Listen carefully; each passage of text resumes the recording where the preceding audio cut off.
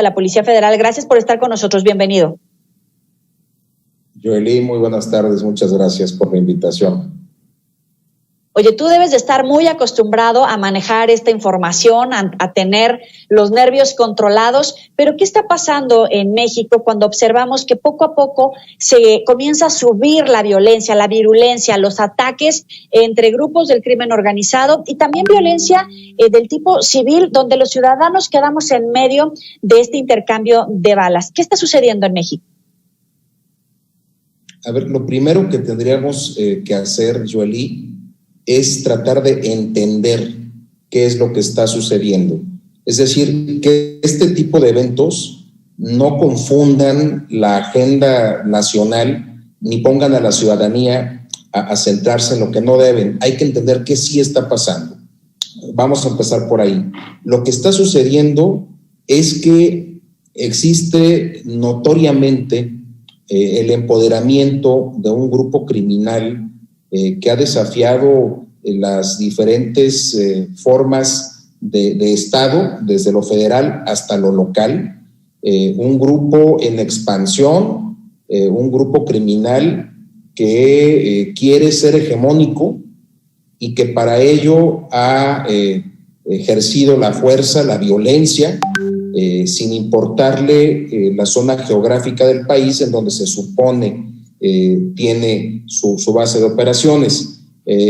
Escuchaba en la introducción que hacías a la nota y mencionabas el caso del atentado al secretario García Harfuch.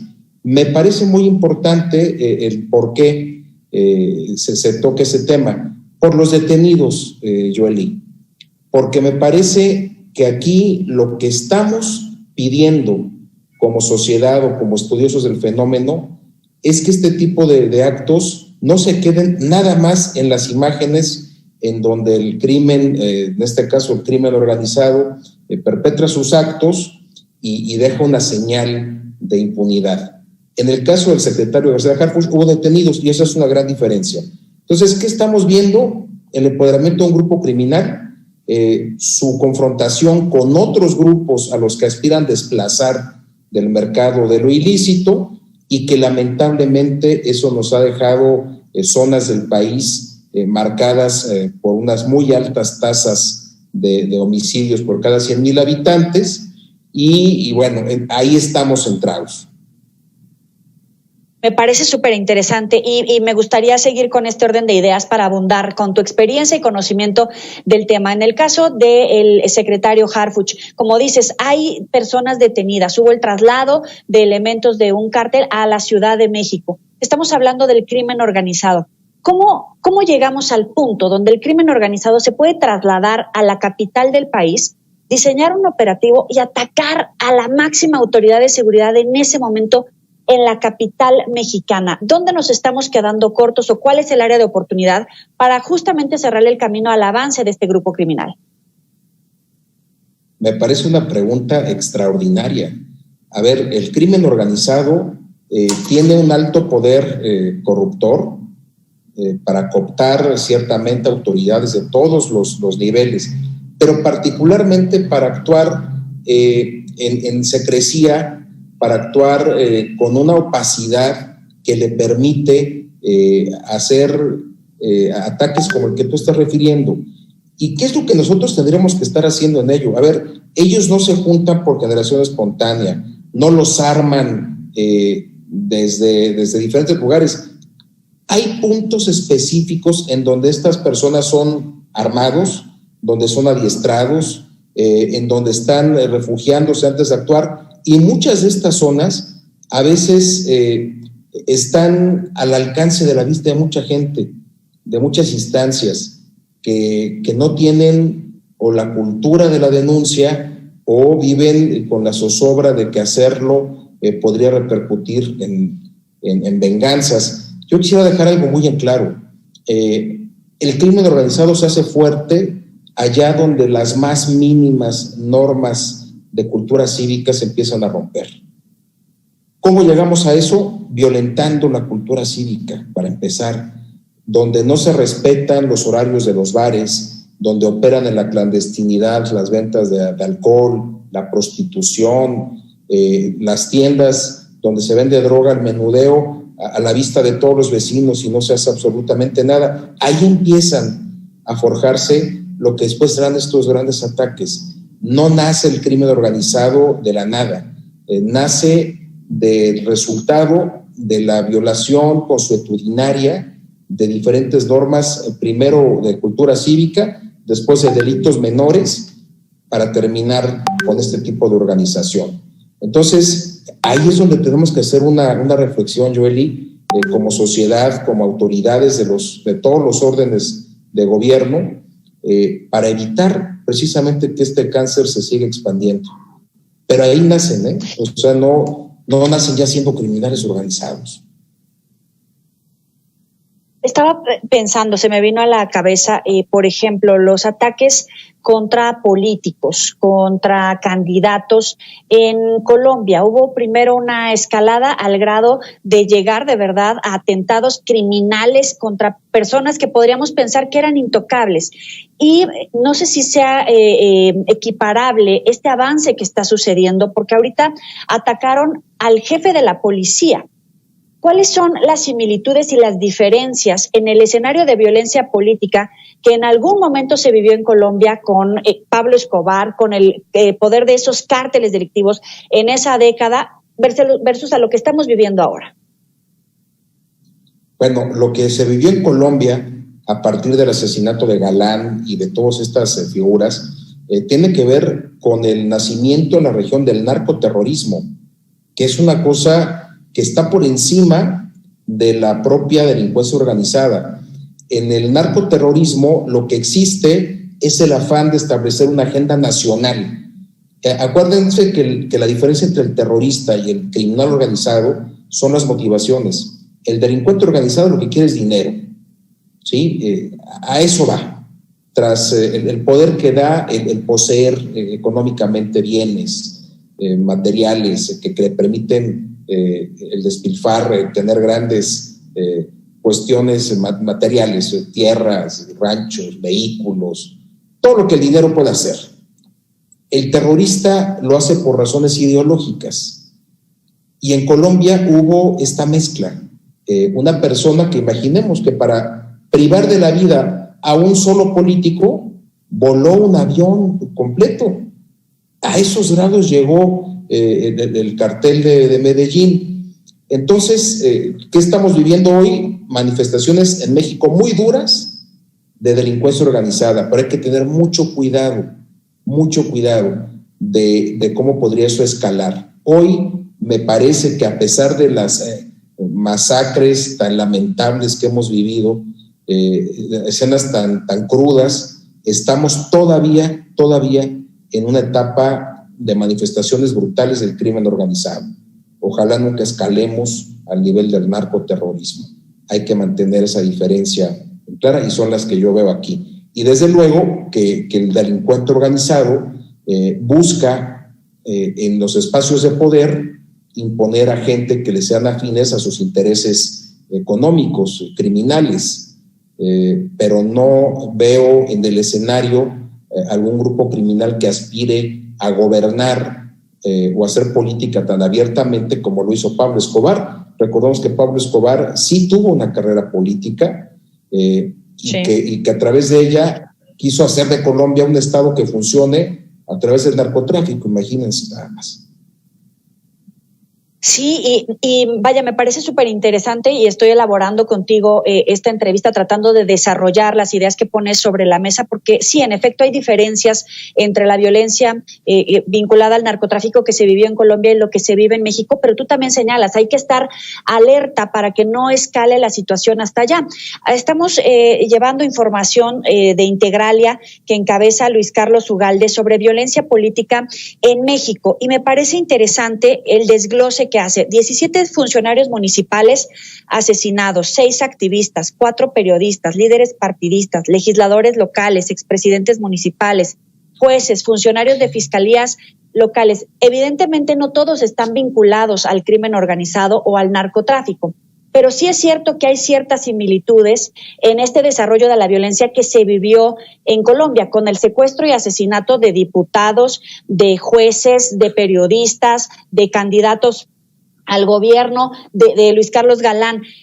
En todo caso, ¿cuáles serían las claves justamente para ir identificando esas similitudes y cuáles son las que ya se tienen que ir frenando antes de que lleguemos a ese punto? Porque además estamos en año electoral.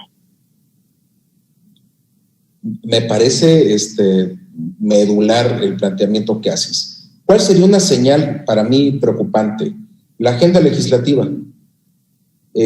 Este tipo de eventos violentos, sobre todo cargados en los municipios más alejados de las zonas urbanas, tienen que ver con el afán de establecer agendas que faciliten la acción criminal.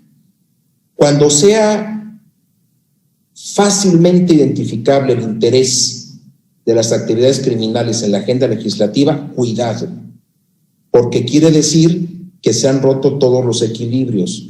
Cuando los candidatos que aspiran legítimamente a integrarse a la función pública son desplazados a través de la violencia y el asesinato para imponer personas que no tienen ni arraigo, ni apego, ni son del conocimiento de la gente sus actos meritorios para llegar a esas posiciones, cuidado. Cuando se falte el respeto a las instituciones, es decir, cuando el crimen organizado desplace a todos los mecanismos que existen para la selección de candidatos, para la organización de elecciones y para el ejercicio de los respectivos cargos, mucho cuidado. Me parece que la diferencia, si tratamos de hacer un comparativo con el Colombia de aquellos años, también tiene que ver con este nivel. Pablo Escobar secuestró a la Corte. ¿Sí me explico? La Suprema Corte de Justicia de allá la secuestró. O sea, completa y absolutamente. Todo aquel que investigaba o tenía en su escritorio un expediente abierto contra el cartel de Medellín o contra Pablo Escobar era asesinado. Y asesinados de la manera más aterradoras, a través del terrorismo.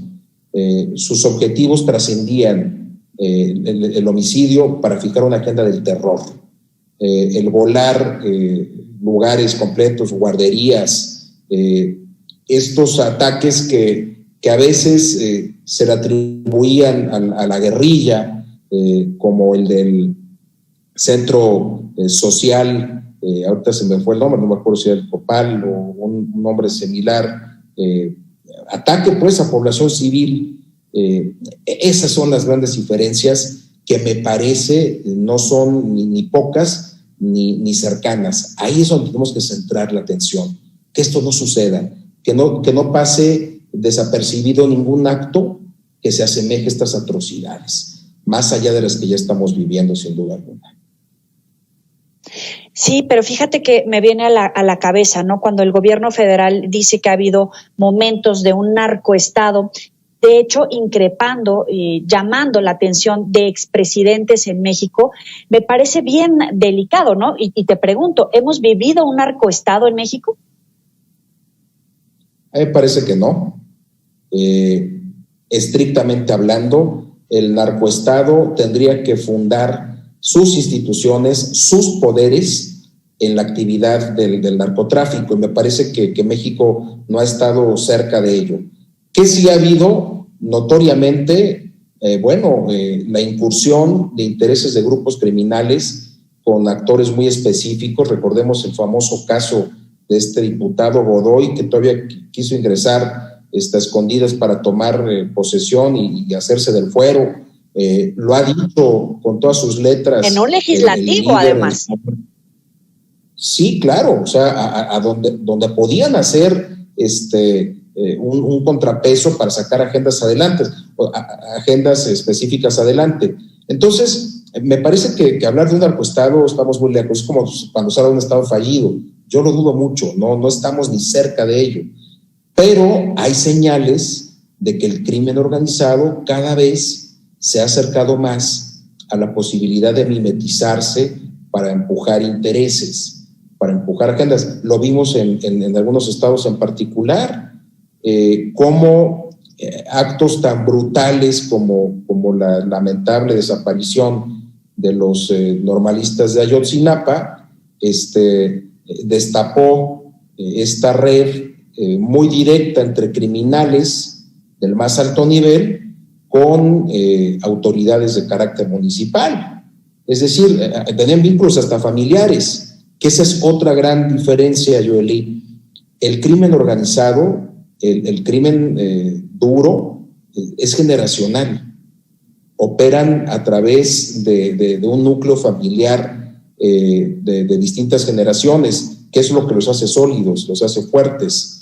Y eso también hay que tenerlo muy en cuenta al momento de hacer estas diferencias. Y me parece que en México, si bien hemos tenido influencia del crimen organizado en algunos momentos específicos de la historia del país, creo que estamos muy lejos, ojalá, de estar en lo que implica ser un narcoestado. Yo no veo a una Suprema Corte de Justicia hoy, con todas las críticas que pueda tener. No veo al poder legislativo sometido a una agenda criminal. Al contrario, veo un encono político y un debate muy, muy amplio, pero no me parece que estemos en las condiciones de hablar de un narcoestado. Oye, nos comienzan a llevar una gran cantidad de preguntas de nuestra audiencia, de otros periodistas incluso que están siguiendo tu entrevista. ¿Cuáles son las señales que debe de tener en cuenta el gobierno federal? Por ejemplo, con el evento del Culiacanazo, que en este momento está reservada la información, que hubo 3 versiones diferentes sobre quién tomó las decisiones y la cadena de mando para liberar al hijo del Chapo Guzmán. Evidentemente los encuentros, el saludo del presidente a la mamá del Chapo Guzmán. ¿Cuáles son esas claves, esas señales que está emitiendo el gobierno federal para el crimen organizado, pero también para la ciudadanía que ve este tipo de actividad de cruce entre el gobierno federal, el presidente y un grupo criminal, en este caso el cártel del Chapo Guzmán? A ver, vamos, esto se tiene que dividir en etapas. A mí me parece que la agenda de seguridad del actual gobierno la dejó establecida el presidente desde antes, desde que ganó la elección, siendo presidente electo. Él señaló, que no quería una política de enfrentamientos porque él consideraba que esto hacía que la violencia se exacerbe. Y 2, que iba a apostar al diálogo, a la reconciliación, a tratar de limar las diferencias y resolver los problemas estructurales que generaban la criminalidad. Entonces, si nosotros recordamos esos planteamientos de su política criminal, no estaríamos extrañados que repentinamente dejó de haber una persecución férrea contra los grupos de la delincuencia organizada. Es decir, esto comenzó antes de estos hechos que me mencionas, Joely, lo que pasó con el hijo de Joaquín Guzmán Loera, el saludo a la madre del mismo criminal. Me parece que hay que entender esto a partir de lo que él planteó como política en materia de seguridad. ¿Qué está sucediendo? Que me parece que ya se dieron cuenta que no basta con eso, que no basta con las buenas intenciones, que este discurso de conciliación, de dar becas, de apostar a rescatar los valores de la familia, pues sí, hay que procurarlos, pero que eso no va a terminar con la delincuencia organizada de la noche a la mañana, y me parece que no va a terminar con ella si no se les combate también con severidad. Entonces, la inexistencia de un Estado Mayor presidencial que cuide la agenda, los desplazamientos, el entorno de las visitas presidenciales, me parece que facilitó el caso del saludo a la mamá de Joaquín Guzmán. Me parece que de haber existido la logística que antes operaba en esa figura del Ejecutivo, difícilmente hubiera podido realizar esa cortesía.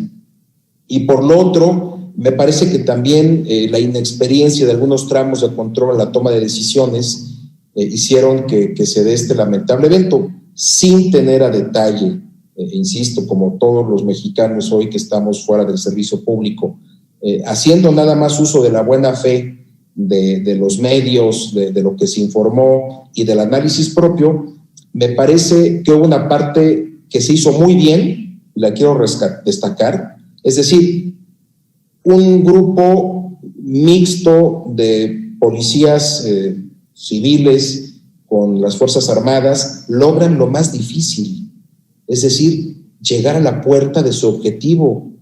Lo habían hecho sin violencia, ya lo tenían. Creo, y es una apreciación muy personal, que el asunto se sale de control cuando empiezan a solicitarse las autorizaciones o informar el curso de los acontecimientos, y me parece que gente que no tenía la experiencia, no había vivido este tipo de situaciones, generaron esos minutos que hicieron que las cosas se salgan de control. Yo quiero pensar... ¿Aún cuando hubiera sido el presidente quien dio la orden de liberarlo? Perdóname. A mí me parece que ha habido 3 versiones, como bien señalas. En lo personal, me parece que ya habían hecho lo más difícil. No creo que eso marque de ninguna manera la agenda del gobierno federal. O sea, no creo que haya una alianza para hacer las cosas como son. No lo creo. Sí. Me parece que fueron errores graves, producto de la inexperiencia de vivir estos momentos de presión. Y me voy a referir concretamente a qué. Cada que se detiene un objetivo de alto nivel, lo primero que recibimos los que estábamos en las instituciones de seguridad son amenazas, amedrentamiento, y de esa presión se aprende. Cuando se detuvo, por decir un caso, al propio Joaquín Guzmán Loera, no estamos hablando del hijo, estamos hablando de la cabeza de ese grupo criminal. Desde luego que hubo presiones, hubo amenazas, pero me parece que ya había un equipo muy consolidado que sabía trabajar bajo presión. Y creo que eso facilitó, en este caso que mencionas, esa toma de decisiones de arriba hacia abajo, que no conocemos a la fecha por las versiones distintas que ha habido. Me parece que terminan marcando ese episodio. Ahora, insisto, yo no veo señales de que haya un pacto entre el gobierno federal y los grupos de crimen organizado. No solo no lo veo, quisiera no creerlo ni visualizarlo, porque muchos hemos en diferentes generaciones dejado mucho en el camino de construir condiciones de seguridad en este país. Y yo terminaría esta intervención de esta pregunta haciendo lo más importante. No olvidemos que quienes generan estas circunstancias son los criminales, Joely. A ellos hay que analizarlos más, centrarnos más en la crítica a ellos que a las fallas que pueda presentar el Estado. Porque cada que abrimos debates en torno a lo que el Estado hace mal, estamos fortaleciendo a quienes verdaderamente generan estas lamentables tragedias. Bueno, nos quedamos con mucho material sobre la mesa. Me gustaría invitarte nuevamente a platicar con el auditorio de Meganoticias TVC, tal vez profundizar en estos puntos con la ciudadanía, con el ataque al crimen organizado. Te agradezco muchísimo estos minutos para el auditorio de Meganoticias. Manelich Castilla, excomisionado, gracias por estar con nosotros. Gracias, Joely. Un saludo a todos.